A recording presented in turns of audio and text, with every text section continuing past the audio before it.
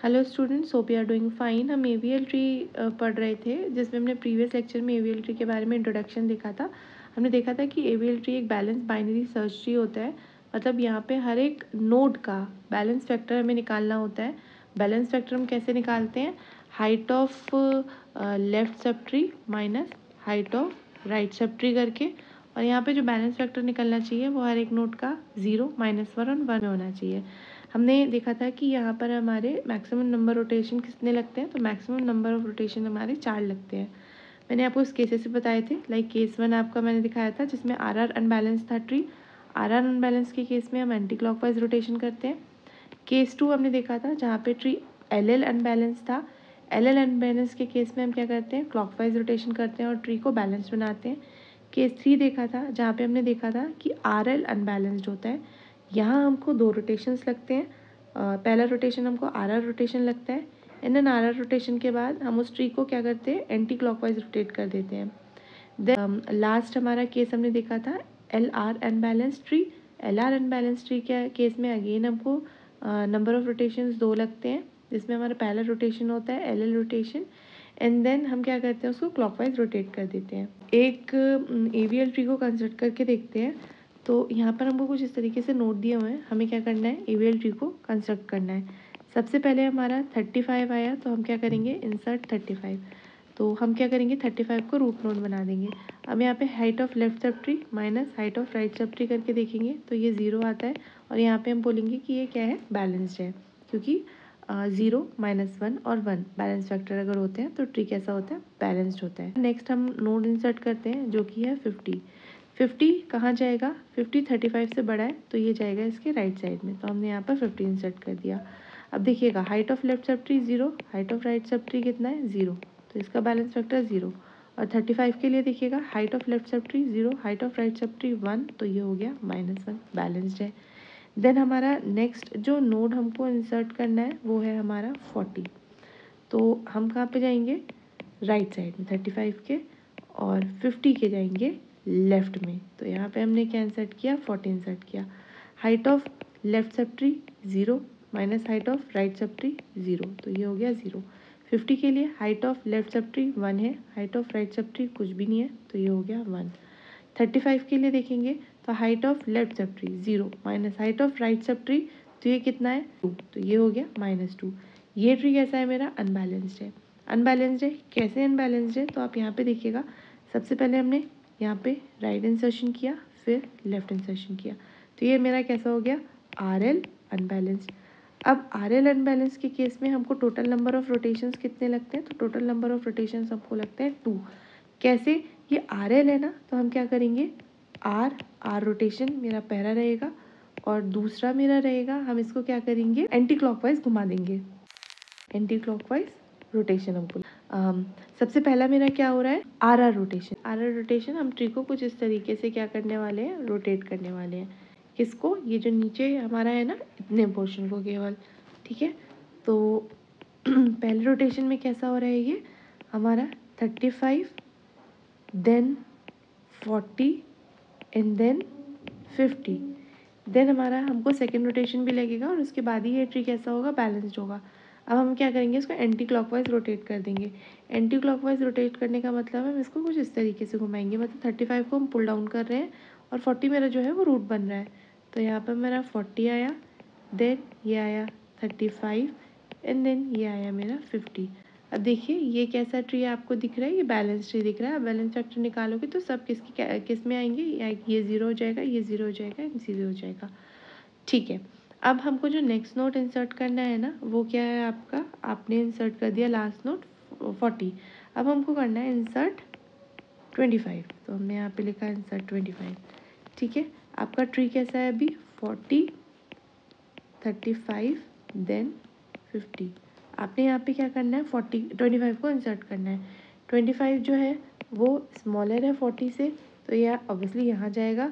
And then 25 जो है वो मेरा स्मॉलर है 35 से, तो ये क्या बनेगा? इसका लेफ्ट चाइल्ड बनेगा। बैलेंस फैक्टर निकाल लीजिए, तो ये हो गया 0, ये हो गया 1, ये हो गया 0, और ये हो गया 2 - 1, दैट इज़ 1, बैलेंस्ड है ट्री।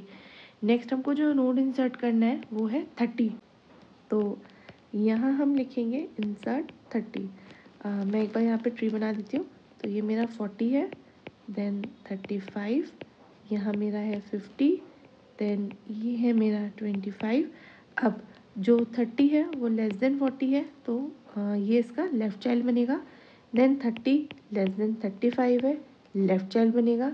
देन 25 पे जाएंगे, 25 से जो है वो 30 कैसा है, बड़ा है, तो ये यहाँ पे जाएगा 30।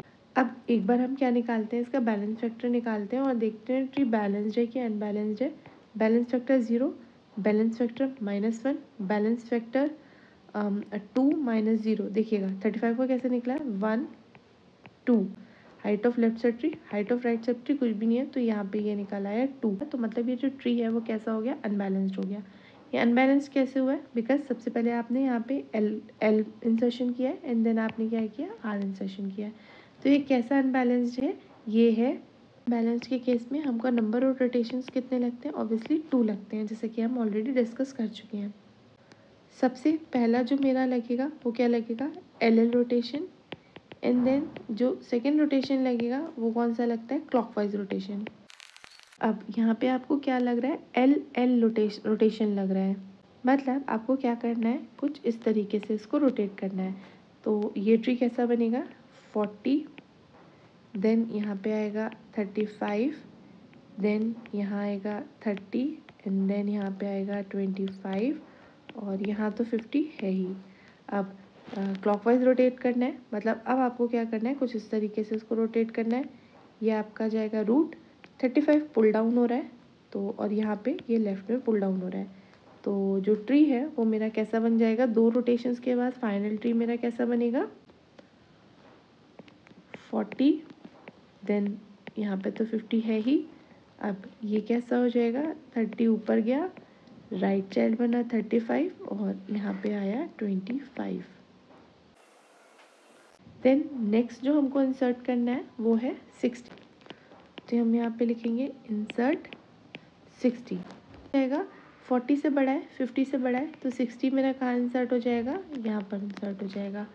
एक बार बैलेंस फैक्टर निकाल लीजिए। तो मैं इसी ट्री में आपको बना के दिखा देती हूँ। Balance factor 0 0 0, balance factor 0, balance factor -1, balance factor 1 2 1 2। तो height of left sub tree 2, height of right sub tree 2, that is 0। ये ट्री कैसा है, बैलेंस्ड है। देन हमें क्या इंसर्ट करना है, 60 के बाद हमको करना है 78 को इंसर्ट 78। मैं इसी ट्री में आपको इंसर्शन करके दिखा देती हूँ।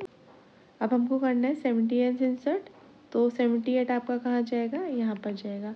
अब एक काम करते हैं, बैलेंस फैक्टर निकाल लेते हैं। तो इसका बैलेंस फैक्टर 0 है, इसका बैलेंस फैक्टर आपका कितना निकलेगा, 0 - 1, दैट इज -1। 50 का बैलेंस फैक्टर कितने निकलेगा, height of left sub tree कितना है, height of left sub tree है 0, height of right sub tree कितना है 2 है, तो यहाँ पे कितना बैलेंस फैक्टर निकला मेरा, -2। तो 78 जब हमने इंसर्ट किया तो ये ट्री कैसा हो गया, अनबैलेंस्ड हो गया। और ये कैसा अनबैलेंस्ड हुआ है, ये आर आर अनबैलेंसिंग है, तो यहाँ पे ये मेरा क्या है, R R unbalanced. R R unbalance के केस में हमको नंबर ऑफ रोटेशंस कितने लगते हैं, हमको नंबर ऑफ रोटेशन केवल लगता है 1। तो चलिए इसको हम कैसा रोटेट करेंगे, आर आर के केस में हमारा जो रोटेशन लगता है वो कैसा लगता है, एंटी क्लॉकवाइज रोटेशन लगता है। तो यहाँ हमको कैसा रोटेट करना होगा, कुछ इस तरीके से इसको रोटेट करना होगा, ठीक है। मतलब 60 मेरा रूट बन जाएगा, 50 पुल डाउन हो जाएगा और 78 इधर आ जाएगा। तो जो फाइनल ट्री बनेगा वो कैसा बनेगा, 40, यहाँ पे आएगा 60, 50 आपका पुल डाउन होके लेफ्ट चाइल्ड बन गया, 78 यहाँ पे आ गया, बाकी एज इट इज़ रहेगा। देन 78 के बाद हमको करना है 20 इंसर्ट। 20 40 से छोटा है, लेफ्ट चाइल्ड बनेगा, 30 से भी छोटा है, लेफ्ट चाइल्ड बनेगा, 25 से भी छोटा है तो लेफ्ट चाइल्ड बनेगा। यहाँ पे आ गया 20।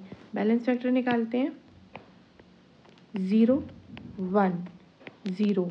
30 का balance factor, height of left sub tree minus height of right sub tree, that is 1, balanced है। यहाँ पे देखिएगा 0 0 0। 40 के लिए balance factor, height of left sub tree 1 2 3 -1 2। तो ये ट्री 20 इंसर्ट करने के बाद भी कैसा है, बैलेंस्ड है। एंड लास्ट इंसर्शन हमारा एक और बचा है 28। तो चलिए मैं इसी में एक बार 28 भी इंसर्ट करके दिखा देती हूँ। तो 28 हमारा इंसर्ट कहाँ होगा, 40 से छोटा है, 30 से भी छोटा है, लेकिन 25 से क्या है, बड़ा है। तो यहाँ पे हमने किया 28 को इंसर्ट। एक बार बैलेंस फैक्टर देखिए, तो ये हो गया 0 0 0। देन ये हो गया height of left sub tree 2 minus height of right sub tree, balanced है। और ये है 0 0 0। और यहाँ पर जो बैलेंस फैक्टर है वो कितना है, 1 2 3। Height of left sub tree minus height of right sub tree is 2। तो यहाँ पे आ गया मेरा बैलेंस फैक्टर 1। इसका मतलब है ये ट्री कैसा है, बैलेंस्ड है 28 को इंसर्ट करने के बाद भी। तो कुछ इस तरीके से हम क्या करते हैं, एवीएल ट्री को कंस्ट्रक्ट करते हैं। हम जब भी नोट को इंसर्ट करेंगे, आप क्या करिएगा, हर एक नोट का बैलेंस फैक्टर निकाल के देख लीजिएगा। अनबैलेंसिंग हुई तो यहाँ पे ये कुछ केसेस हैं, नंबर ऑफ रोटेशंस आपके मैक्सिमम 4 ही लगने हैं।